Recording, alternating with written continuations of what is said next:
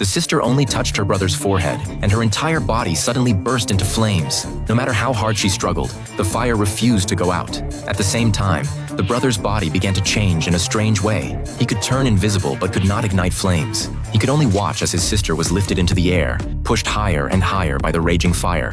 Fortunately, the brother-in-law was on the rooftop and noticed something was wrong right away. He rushed downstairs and made the siblings touch each other again. The flames vanished instantly, and everything finally returned to normal. And he is one of the Fantastic Four, the Invisible Man.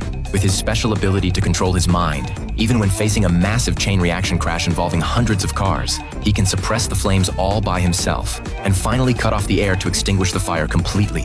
At that moment, the crowd bursts into applause. Even though they have become superheroes in the public's eyes, things are not easy at all for the Thing. Not only did his wife leave him because of his appearance, his teammates even joke that he is the team's pet, which is more than the sensitive Thing can bear. So he goes to a bar alone to drown his sorrows. With every step the Thing takes, the ground shakes beneath him. When he sits down at the bar, the bench shatters under his weight. Even a glass in his hand easily breaks. Facing the mockery from the people around him, the Thing falls into despair. Left with no choice, he curls up alone in a corner. Just then, Victor suddenly shows up and says he deeply sympathizes with what he is going through.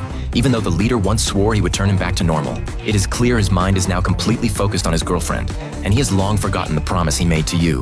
The Thing refuses to believe it at first, but when he returns to the base, he sees Reed and Susan coming back from a date, and in that moment, the Thing completely breaks down.